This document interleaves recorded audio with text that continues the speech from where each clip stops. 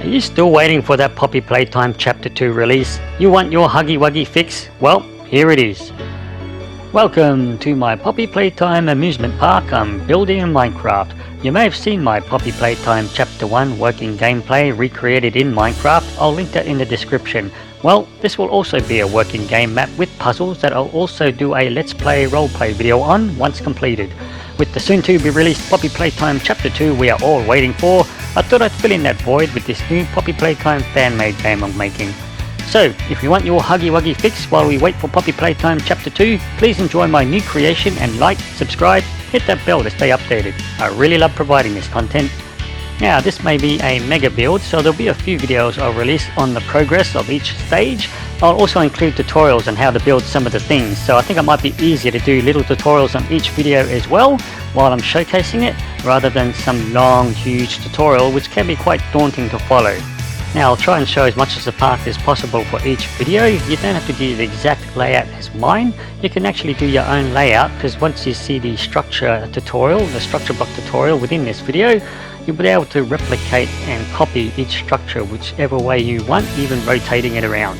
As you can see here, you may have seen that train station from that Poppy Playtime Chapter 2 trailer. Here's my version for the amusement park with the platform station, tunnel and bridges. So this is the first stage of the video. As you can see here, I'm going to show you how to do these stalls here with the prizes and winner signs. So let's go on with the tutorial on how to build the stalls. After that will be how to use structure blocks and a bit of a showcase. Again, there will be links in the video description of which section you may want to view, and also a link in the video description of that Huggy Wuggy statue I did as a separate video. Now, I'm about to speed up the tutorial section double time in a moment, so get ready with that pause button if you are recreating this build. Please enjoy the video, good luck if you're building it. There'll be intermittent commentary throughout the clip.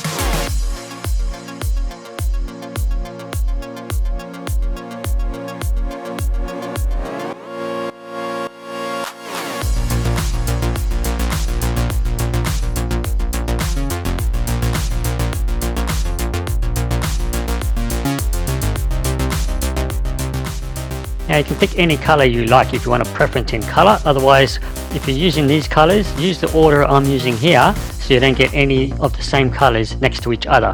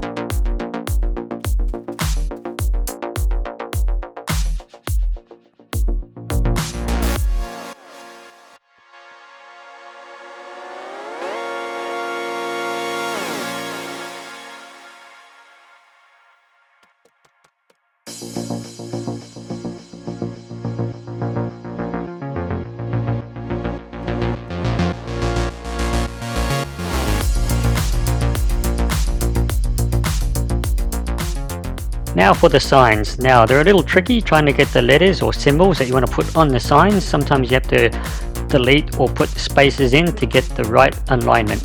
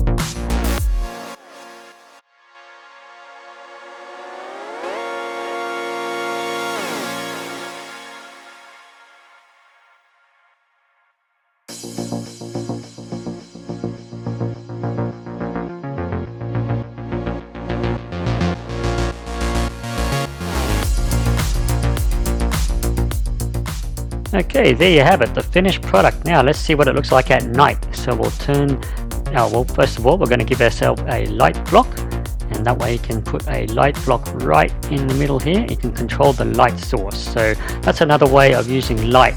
Instead of hiding them under slabs or carpet, just put an invisible light block there. While you're holding it, it will be visible, but it won't be visible in game when you're playing. Choose the lighting level, and there we go. There's the light block for our stall.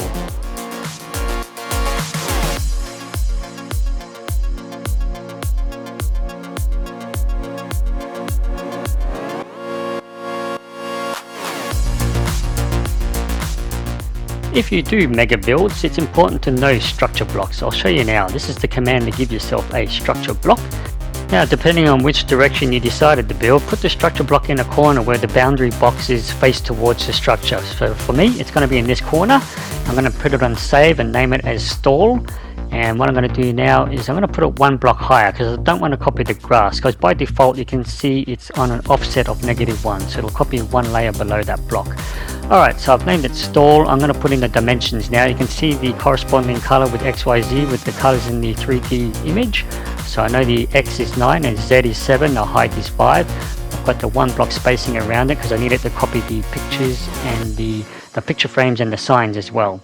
Alright, so now you've got to do now is put down your structure block here. I'm building it the same height as the one I copied.